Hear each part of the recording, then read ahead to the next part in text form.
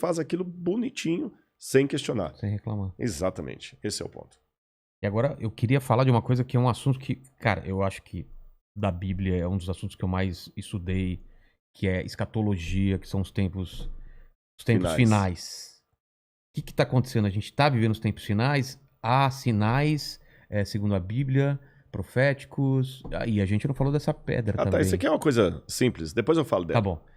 Bom, na verdade... Porque tem esse movimento, né? Claro. A pandemia faz parte Claro. disso, o anticristo já está aí. Aliás, a gente está perto da segunda volta de Cristo. Claro, eu acredito que sim. Sim? Mas vamos lembrar uma coisa. Quando os discípulos perguntaram para Jesus, que sinal haverá de tua vinda e da consumação dos séculos, do fim do mundo, Jesus falou assim, olha, cuidado que ninguém engane vocês. Primeira Porque coisa que ele já falou. Cuidado. Virão muitos em meu nome dizendo, eu sou o Cristo, enganarão a muitos.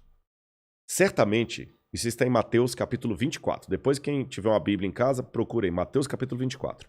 Ele fala o seguinte, certamente vocês ouvirão falar de guerras e rumores de guerras. Não se assustem. Ainda não é o fim. Se levantará nação contra nação, reino contra reino. Haverá fomes e terremotos em vários lugares. Mas isso é apenas o princípio das dores. O princípio das dores, exatamente. Então veja bem, guerra tem no mundo desde que o mundo é mundo. Fome, a Bíblia fala fome no Egito na época de José. Então não vou falar assim, o mundo está chegando ao fim porque está tendo guerra.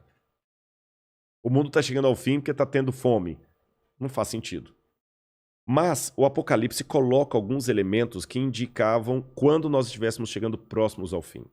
Embora, nota de rodapé aqui, ninguém sabe o dia nem a hora da volta de Jesus. É estupidez. Tentar adivinhar. Não, claro, não podemos isso. Você entendeu? Bom, mas a gente pode saber a proximidade dos tempos em que vivemos. Então tem algumas coisas no Apocalipse que são características do tempo do fim. Exemplo, Apocalipse 11, 19. Diz assim, as nações ficaram iradas. Chegou, porém, o juízo de Deus e o tempo determinado para ele dar o prêmio aos seus santos e aos profetas e o tempo para destruir os que estão destruindo a terra. Ora, na época de Cristo não tinha como destruir a terra. O Apocalipse estava fazendo uma profecia de uma época em que a terra poderia ser destruída por seres humanos, coisa que na época do Apocalipse não tinha como. E ele fala depois das pragas de Deus que iriam cair. Essas pragas não caíram ainda. Mas os vislumbres dela... Não caíram? Não. A peste não é... A do Apocalipse, né? Mas os vislumbres delas podem estar já batendo as portas. Quer um exemplo? Diz que um anjo derramou a sua taça sobre o sol. E foi-lhe dado queimar aos homens com grande fogo. Os homens se queimavam com um intenso calor e blasfemavam o nome de Deus que tinha autoridade sobre essa praga.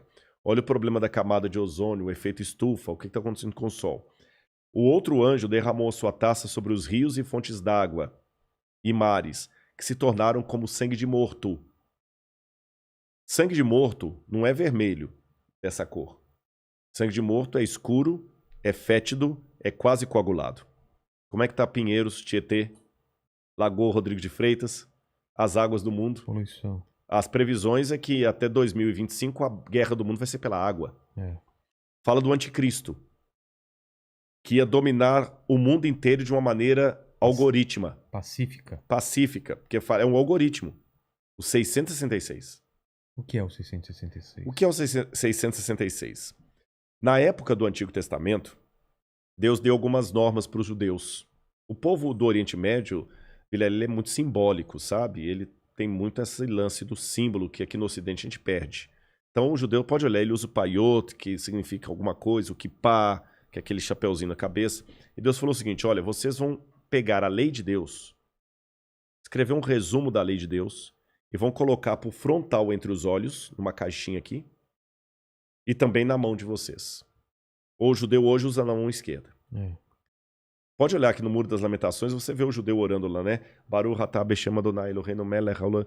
E ele vai orando no muro e ele tá com aquela caixinha preta aqui e outra na mão. Aí no Apocalipse a gente vê que o inimigo, o diabo, que se vale do anticristo, assim como Deus envia o Cristo... o anticristo é a versão do Cristo pro demônio. Pro demônio, o anticristo. Ele faz uma paródia de Cristo.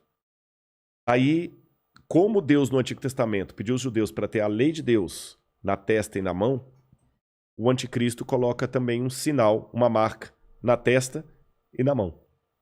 Então significa uma época em que a lei de Deus vai ser questionada. Nessa época em que a lei de Deus for questionada, diz o Apocalipse, ninguém poderá comprar nem vender, senão aquele que tem a marca da besta e o número do seu nome. Ora, esse número é 666. Aí muita gente pega isso e fala o seguinte, então vou começar a calcular, Hitler dá 666, o Papa, o Saddam Hussein, Bill Gates, até a Ellen White, que é uma pioneira do Adventismo, ela dá 666, mandíbula, todo dá 666, né? No grego está o seguinte, aquele que tem entendimento, calcule. E essa palavra calcule no grego ali é a mesma palavra para faça a contabilidade daquilo que o anticristo vai fazer. E o que o Apocalipse deixa bem claro é que o anticristo vai ser a revigoração do Império Romano, que era o inimigo do povo de Deus. E por que 666? Na cultura da Babilônia, o 6 era o número base para você fazer qualquer cálculo. Era um número divino. Tanto é que quando Nabucodonosor ergue uma imagem, ela tinha 60 côvados por 6. 60 por 6. O 6 era um múltiplo divino. E ali você tem o 666, múltiplo de 6. Agora o Apocalipse fala que ele vai controlar a economia. Os povos da terra vão segui-lo. Ninguém vai poder, falando quem pode pelejar com ele. E o que nós estamos vendo agora é o mundo caminhando pela primeira vez na história para uma unificação mundial. De moeda? De tudo. Parece até teoria da conspiração que eu vou falar, mas não é. O mundo está caminhando para uma unificação. Rodrigo, mas nunca. Aqui no Brasil mesmo a gente vê a briga dos de esquerda com os de direita. O pessoal não está entendendo. Essa unificação não significa unificação de mente, mas unificação de propósito. Que é um exemplo que o mundo pode se unir por um propósito, apesar de se odiar mutuamente? Pandemia. A pandemia. Exatamente. O Irã está usando máscara, Israel também está usando máscara. Os palestinos estão jogando foguete lá em Israel, o Hamas, mas o israelense está usando máscara, o palestino também.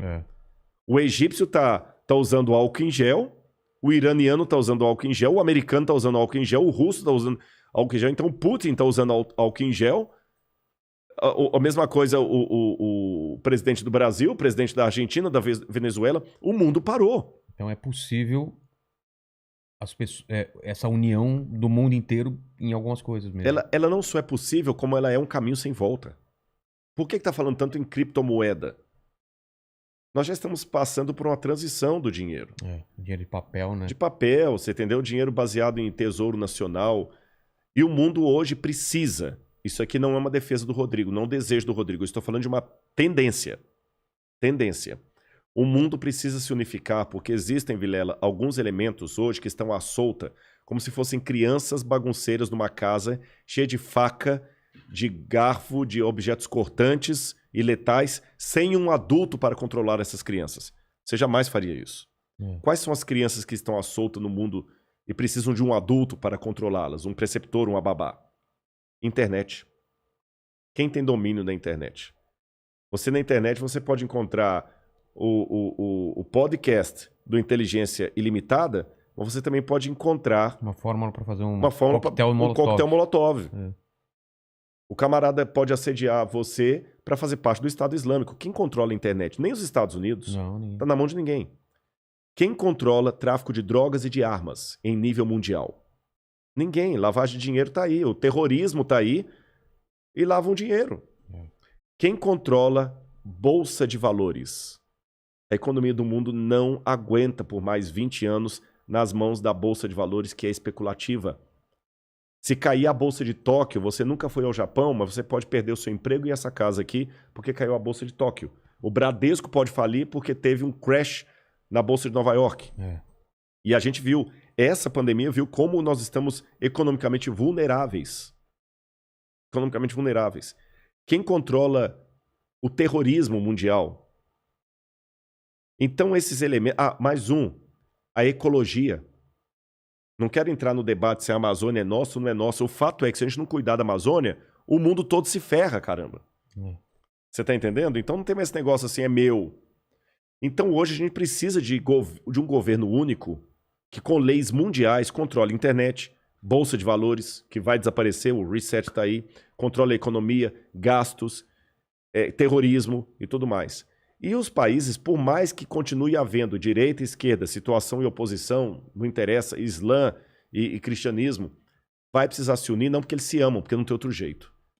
E essa união está muito parecida com o caminho de preparação para o anticristo. Agora, a minha questão aqui não é cair naquela esquizofrenia escatológica de achar agora que qualquer coisa eu tenho que evitar porque senão é a marca da besta. Eu já vi gente, isso aqui é sério, que não quer deixar colocar o revolvinho da temperatura na testa da mão, porque aquilo é a marca da besta. Calma. Estupidez, não tem nada a ver um negócio desse, gente, tá bom? Agora, quando esse governo único se interpuser entre a minha fidelidade a Deus e a minha fidelidade ao Estado, esse é o único momento em que eu estou livre perante Deus para ter uma desobediência civil social. Porque a própria Bíblia me ensina a ser obediente às autoridades constituintes. Mesmo quando Nero estava no poder, Pedro escreveu: respeitem as autoridades constituídas. A César o que é de César. Dai César o que é de César. Pague os impostos. Seja um bom cidadão.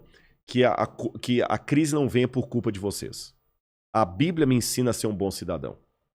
Porém, a própria Bíblia fala: quando o governo der uma ordem... A Bíblia não diz isso explicitamente, diz assim, em termos filosóficos. Sim. Quando o governo der uma lei que vá contra os mandamentos da lei de Deus, como os companheiros de Daniel na Babilônia, enfrente a morte se preciso for, mas não ceda. Talvez essa seja a diferença de um teólogo apaixonado por Deus e pela Bíblia e alguém que simplesmente é um acadêmico livre. Porque que especialista em literatura inglesa, em sã consciência, teria coragem de morrer por sua interpretação de Shakespeare? Mas a Bíblia é um livro que já levou muitos ao martírio para não abrir mão daquilo que a Bíblia ensina. Falou que a segunda vinda de Cristo está próxima. Mas, segundo os eventos, o anticristo chega antes. Chega antes. Não é? Ele antecede a volta de Jesus. E já está por aqui? Você acha? Eu acredito assim, lendo a Bíblia, o anticristo, ele é um poder, era o poder romano, porque João já falava lá, o anticristo já opera entre nós. E João fala, muitos anticristos já saíram pelo mundo. Ele só está aguardando aquilo que o detém. Então o anticristo naquele tempo era Roma. Os exegetas veem, a besta era Roma. Só que a Bíblia fala, através do apóstolo Paulo, que havia uma grande apostasia do povo de Deus. Que palavra é essa, apostasia? Eles abandonariam a fé, se uniriam a Roma, e Roma no futuro voltaria travestida de cristã, por isso que é o anticristo, nome que não aparece no Apocalipse, mas aparece nas epístolas de João. Ah, tá. Anticristo, anti em grego, é aquele que toma o lugar de. Então o anticristo é aquele que toma o lugar de Cristo e vai dominar o mundo. Então a minha sugestão para todos é o seguinte, fiquem atentos às propostas governamentais. Qualquer coisa que não infrinja a minha fé naquilo que eu entendo pela Bíblia ser o correto, eu vou seguir. Eu vou me vacinar. Eu não vou ficar caindo em teoria da conspiração. Ah, mas a vacina é uma maneira de aniquilar 1/3 da humanidade. Eu acho que vai ser muito mais fácil Eu vou me vacinar. Só não vou tomar a Coronavac, né? Que está questionada aí, senão eu não posso entrar em Israel. Mas eu vou me vacinar. Israel não aceita. Não aceitou Muitos países da Europa não aceitam a Coronavac, né? Lamento o Butantan aí, mas a menos que mude o cenário, a Coronavac não está sendo aceita.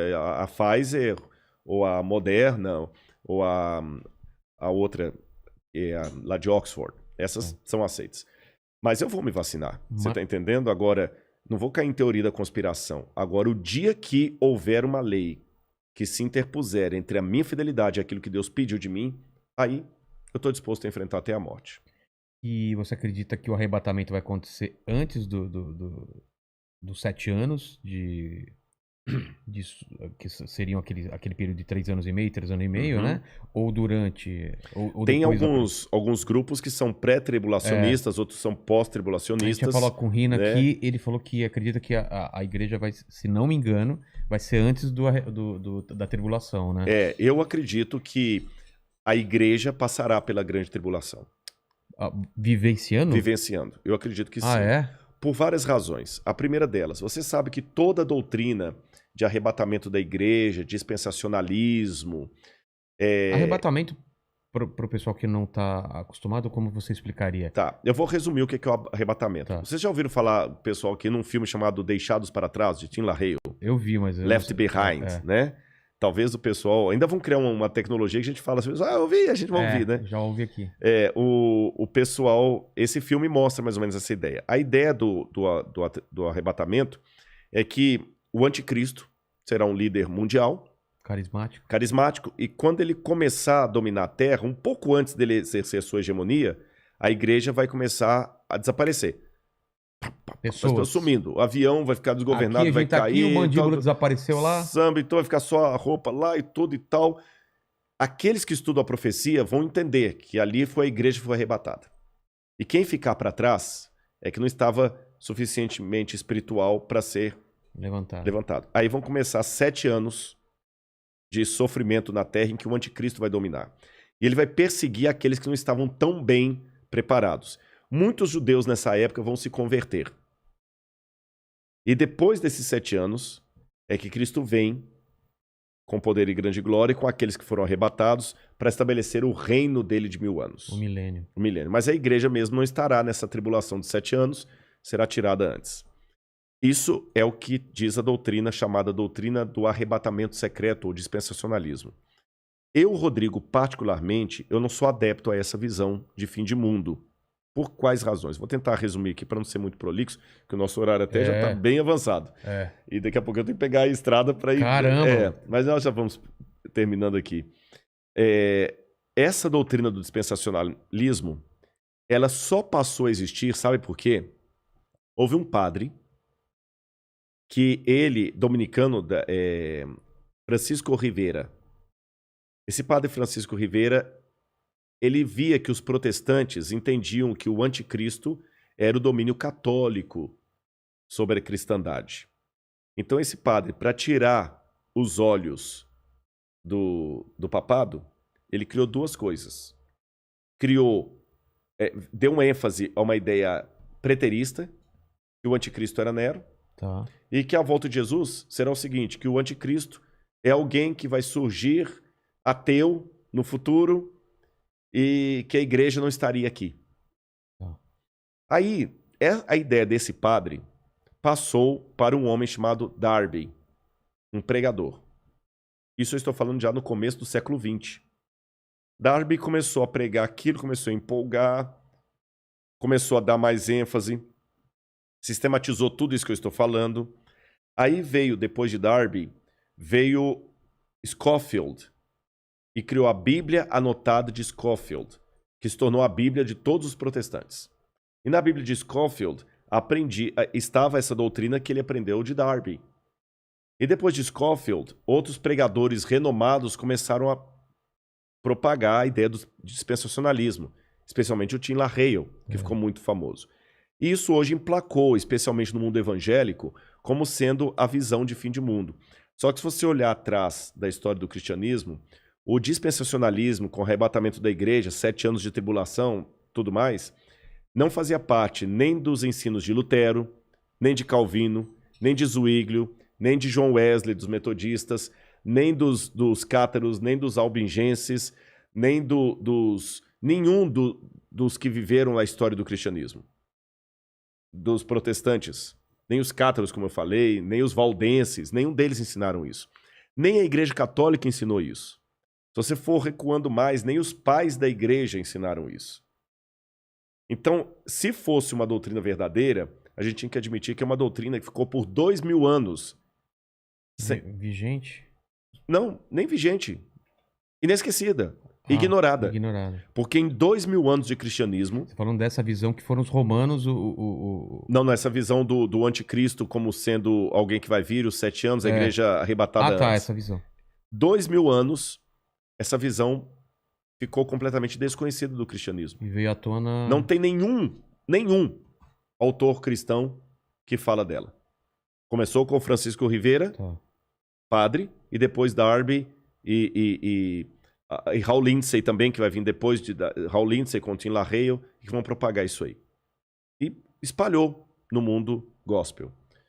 Mas, biblicamente, eu tenho dificuldade de aceitá-la por algumas razões. Em primeiro lugar, a volta de Jesus na Bíblia é descrita, e quando eu falo eu acredito assim, eu estou falando Lutero, Zwinglio, Calvino, todo esse pessoal aí, né? Ela será com poder e grande glória. Todo olho o verá. Até aqueles que o traspassaram. A Bíblia não fala de um arrebatamento secreto. Não fala. Em momento... mas como é que Rodrigo lá em Tessalonicenses fala? Seremos arrebatados no abrir e fechar de olhos. A palavra arrebatados ali significa tirado de um lugar e levado para outro. Não fala em arrebatamento secreto. Jesus fala, porque assim como o relâmpago que sai do Oriente e se mostra até no Ocidente, assim há de ser a vinda do Filho do Homem. Então não é uma coisa secreta. Com essas coisas em mente, outro detalhe, o Apocalipse fala que Deus guardará o povo dele na aprovação que há de vir. Algumas traduções falam da aprovação, guardará em meio à aprovação. Tá certo? A Arca de Noé, que é tomada por modelo de muitos, até em Jesus também, que fala, assim como foi nos dias do dilúvio, será na vinda do Filho do Homem, a família de Noé que foi salva, ela foi protegida do dilúvio, mas não retirada do dilúvio. Foi ela protegida, mas passou pelo dilúvio. Então, com esses e outros elementos, que eu precisaria de mais tempo para decidir, mas eu entendi a visão. Eu acredito que Jesus vai voltar com poder e grande glória depois do período da grande tribulação. A grande tribulação antecipa a volta de Jesus, porque Mateus fala, logo em seguida, a tribulação daqueles dias, fala da Idade Média, o sol escurecerá, a lua dará sua claridade, etc, etc, etc, etc. E depois Daniel fala também que haveria um grande tempo de angústia, o qual nunca houve. Aí vem a vinda de Cristo. Tá certo? E nesse tempo de angústia, o qual nunca houve, o povo de Deus vai ser perseguido pelo anticristo e pelos que aderirem ao anticristo. Eu não sei se eu estarei vivo nessa época, mas se eu estiver, eu peço a Deus que eu fique firme ao lado de Deus e você também. Amém. E a volta de Cristo é aquela esperança que acalenta o nosso coração. Está perto. Eu não posso dizer quão perto, mas está próxima. Você diz nossa geração. Nossa geração. Caramba. A única coisa que eu digo, para não ficar marcando data, é só uma atenção, e essa aqui é para quem é crente. Às vezes Deus tem profeticamente o tempo de cumprir uma coisa, mas por causa da rebeldia do povo dele, a promessa se estende e atrasa. Vou dar um exemplo. Quando o povo de Israel saiu do Egito... Era para ficar 40 anos? Não era para ficar 40 anos. Entendi. Então, se você tivesse conversando comigo na época que as pragas estivessem caindo no Egito e estivesse fazendo esse podcast... E aí? Lá em Mênfis, e me perguntaram assim, Rodrigo, na sua opinião, a libertação do povo hebreu está próxima? Eu falo assim, olha, pelo que eu estou vendo dos indícios, o rio Nilo se tornando em sangue, os animais morrendo, está muito próxima a libertação do povo de Deus. E de fato estava, tanto é que na Páscoa eles saíram. Só que eles saíram do Egito, mas o Egito não saiu deles. Resultado, ficaram 40 anos morgando no deserto. Então eu te dou a mesma resposta. Olhando o cenário mundial hoje, a nossa libertação está muito perto. Eu espero que nós não precisemos ficar 40 anos vagueando no deserto por causa da nossa falta de fé, da nossa falta de compromisso com as coisas de Deus.